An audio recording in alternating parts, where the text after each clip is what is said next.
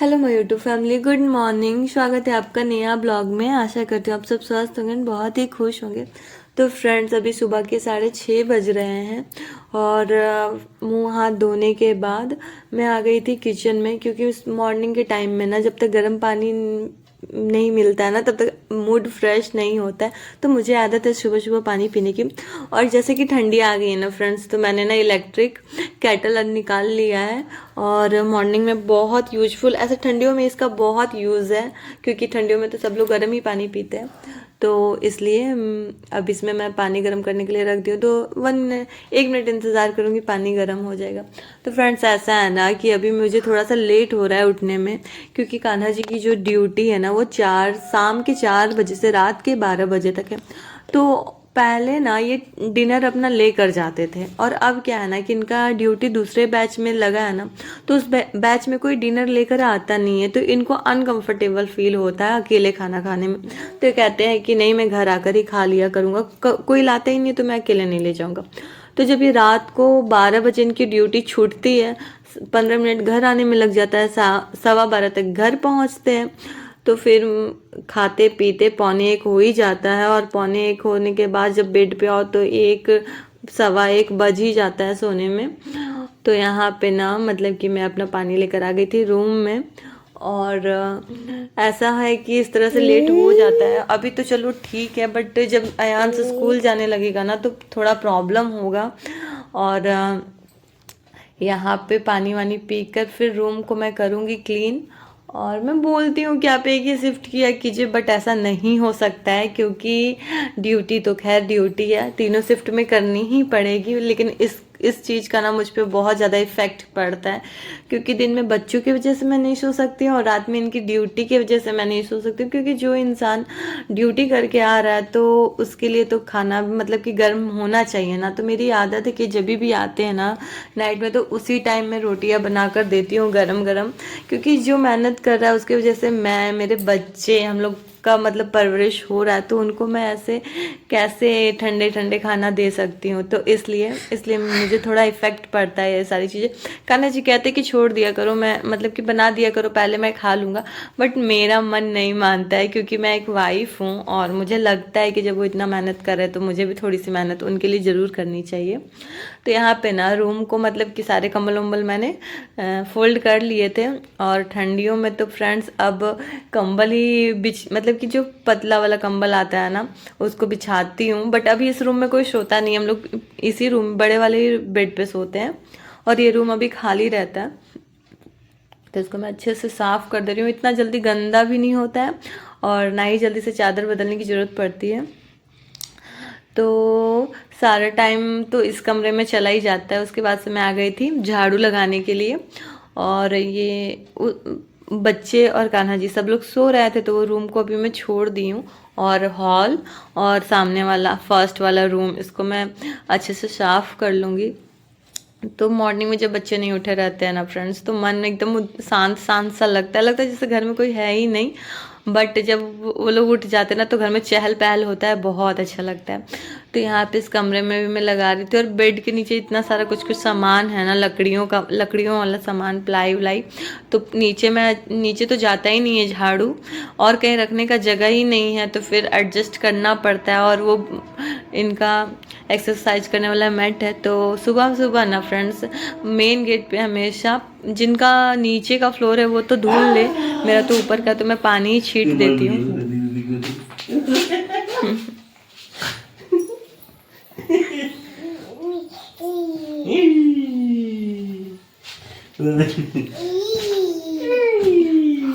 उठ जाओ दोनों, चलो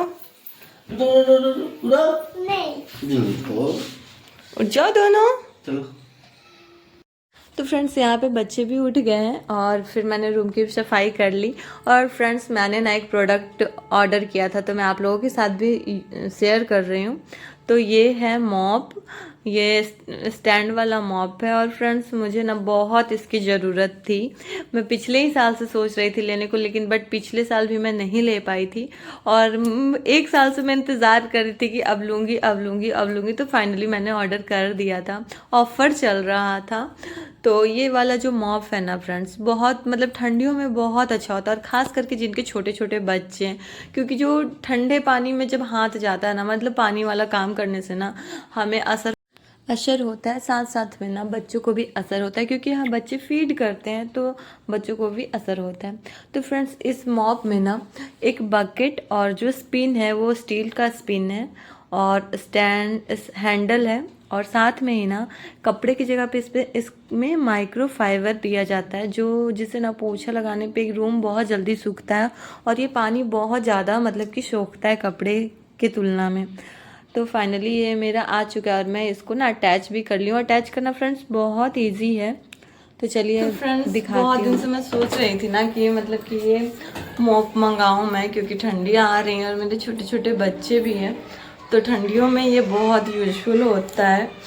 तो फाइनली मैं इसे मंगाई ली, फ्लिप को यूज़ कर रही हूँ, और आप लोगों के साथ में शेयर करूँगी, और साथ में ये भी बताऊँगी कि ये यूजफुल है या नहीं। तो चलिए बने रहिए ब्लॉग में। तो फ्रेंड्स यहाँ पे मैं जब यूज़ कर रही थी ना, मुझे सच में बहुत कंफर्टेबल लगा, और मैंने ना इसे फ्लिपकार्ट से ऑर्डर किया है। तो मैं डिस्क्रिप्शन में लिंक डाल दूँगी, अगर आप लोगों को बाई करना होगा तो लिंक से पे जाकर ऑर्डर कर लीजिएगा। और मतलब बहुत अच्छा था, पैसा वसूल। ये बस 504 रुपीज़ का था, मतलब कि 504 रुपये का, और उस टाइम पे ऑफ़र चल रहा था। तो आप चेक करते रहिएगा, जब ऑफ़र होगा तो आप भी ऑर्डर कर सकते हैं। और जिसका मेरी तरह बेड होगा ना फ्रेंड्स, तो इस बेड में नीचे में गैप बहुत कम रहता है, तो इस बेड के लिए ये मॉप बिल्कुल अच्छा है, बहुत परफेक्ट है। क्योंकि ना ये मतलब कि फ्लेक्सिबल है, किसी भी तरह मतलब मुड़ जाता है, और बहुत आसानी से बेड के नीचे भी सफाई हो जाएगी। इसका हैंडल भी बहुत बड़ा है, और हैंडल को आप छोटा बड़ा दोनों किस अपने हिसाब से कर सकते हैं। और अयान उठ गया था तो उसको ब्रश करवा के फिर सबसे पहले मैं उसे दूध दे दी, ताकि सुबह सुबह मैं उसे दूध इसलिए दे देती हूँ ना, क्योंकि सुबह सुबह वो खाना नहीं, इतना जल्दी उठने के साथ ही वो खाना नहीं खाएगा, शायद कोई भी बच्चे नहीं खाते होंगे।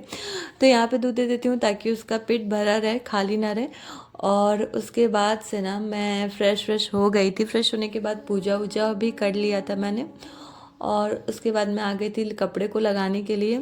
और ये जो मेरा वॉशिंग मशीन है ना फ्रेंड्स, इसके ऊपर इतने सारे सामान ना रखा जाता है ना कि क्या ही बोलूँ, क्योंकि ये सामने पड़ता है, जिसको मन करता है यहीं से पे लाकर रख देता है। तो सबसे पहले यहाँ का एरिया मैंने क्लीन किया, क्योंकि छोटी मोटी चीज़ें, कुछ भी छोटू का टॉय, कुछ भी चाबी, या मतलब कोई भी चीज़ होता है ना, तो इमरजेंसी में हम लोग इसी पर रख देते। तो सबसे पहले मैंने उसको क्लीन किया। उसके बाद से नाश्ता वास्ता हमारा हो चुका, नाश्ता मैंने कर लिया था, और दूध वाले भैया भी आ गए थे तो दूध मैंने ले आए। और जब भी मैं दूध लेने जाती हूँ ना, तो मैं चाय छन्नी ज़रूर लेकर जाती हूँ, छान कर ही दूध लेती हूँ।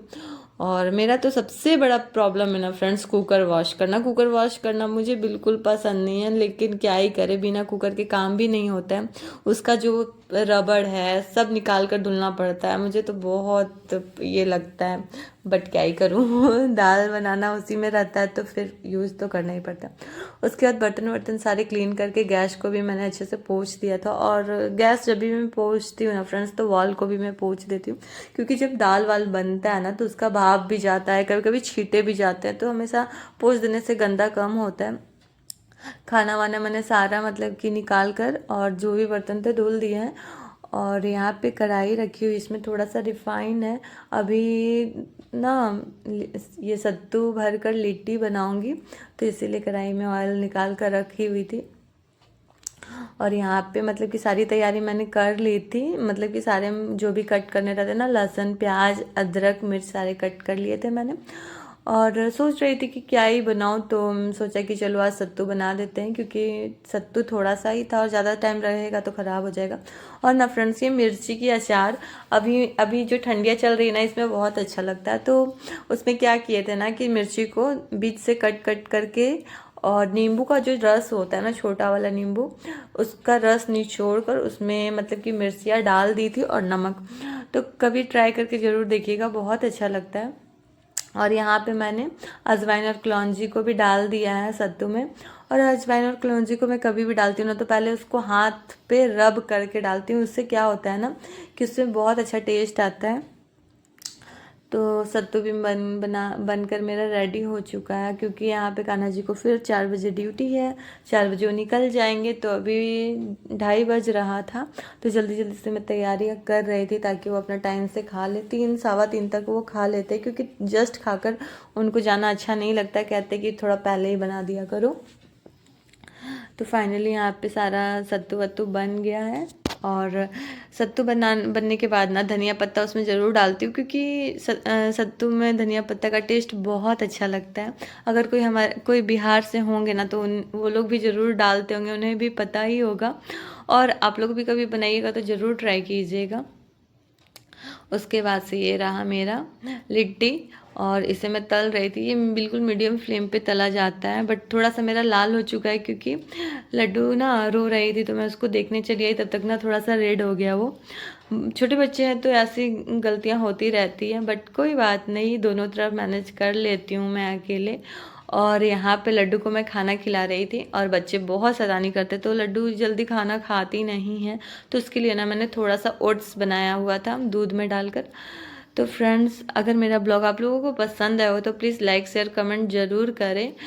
तब तक के लिए मेरा ब्लॉग यहीं तक है, और मिलते हैं नेक्स्ट ब्लॉग में। और आपका कमेंट लाइक शेयर मेरे लिए बहुत इम्पॉर्टेंट है फ्रेंड्स।